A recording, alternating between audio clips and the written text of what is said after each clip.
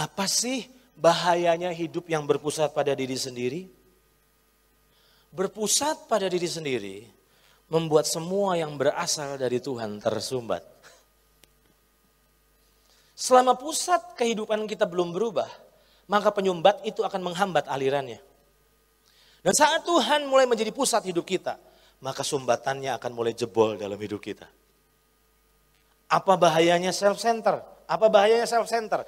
Self-center adalah, ingat rumus Kristen, dari Tuhan, oleh Tuhan, untuk saya. Makanya tersumbat. Saudara paham maksud saya? Makanya tersumbat semua aliran, semua pengalaman stuck. Bukankah itu yang terjadi dalam hidup kekristenan hari-hari ini? Stuck semuanya. Tapi yang aneh, di saat hidupmu mulai berkata ini semua tentang Tuhan. Dan begitu hidupmu mulai berubah orientasinya, mulai berpusat pada Tuhan, maka aliran itu akan mengalir dengan sempurna. Dari Tuhan, oleh Tuhan, bagi Tuhan. Saudara setuju dengan saya? Histori kita adalah His story dalam hidup kita. Saya ulang. Histori kita, sejarah kita, sejarah hidup kita adalah His story-nya dalam hidup kita. Seharusnya sejarah hidupmu itu cerita tentang Tuhan dalam hidupmu. Bukan ceritamu tentang dirimu, tapi ceritanya dia hidup dalam dirimu. Dan disitulah ketika orang lihat kita, ketika orang kenal kita, mereka akan lihat Tuhan hidup dalam diri kita. Saya mau katakan kepada saudara, all about Jesus. Apa rahasia keberanian Daud menghadapi Goliat? Saudara sedang menghadapi Goliat, resesi ekonomi, kompetisi di sekuler. Kita sedang menghadapi krisis-krisis dan itu seperti Goliat buat kita. Pertanyaannya adalah begini, apa sih rahasia keberanian Daud menghadapi Goliat? Sementara Saul tidak memiliki keberanian, tapi apa yang membuat anak yang satu ini kok bisa punya nyali ya? Nekatkah dia? Tidak.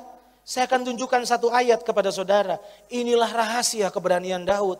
Apakah itu? 1 Samuel pasal 17 ayat 45 berkata, tetapi Daud berkata kepada orang Filistin itu, engkau mendatangi aku dengan pedang dan tombak dan lembing. Tetapi aku mendatangi engkau dengan nama Tuhan semesta alam, Allah segala barisan Israel yang kau tantang itu. Apa yang membuat Daud bisa punya keberanian menghadapi Goliat? Sederhana, karena Daud sadar ini bukan peperangannya. Ini peperangannya Tuhan. Apa yang membuat engkau takut? Apa yang membuat engkau khawatir? Karena hidupmu masih berpusat pada diri sendiri. Tapi ketika engkau sadar bahwa semua tentang dia, maka percayalah, kalau ini kepentingannya, maka dia akan berjuang bagi kepentingannya.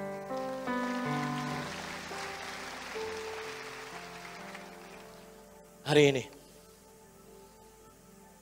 sudahkah Tuhan memiliki seluruh hidupmu? Isu kita adalah bukan apakah engkau memiliki Tuhan.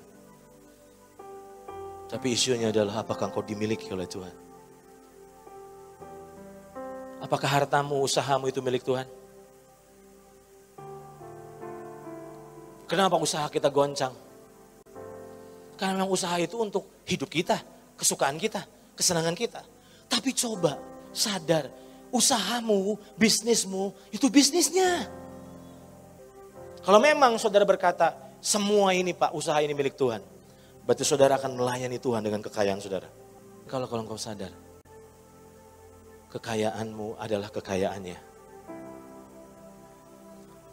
Maka engkau akan peduli terhadap pekerjaannya. Saya mau bilang sama saudara, dia sudah memberikan semuanya buat kita. Mengapa kita belum rela memberikan semuanya buat dia?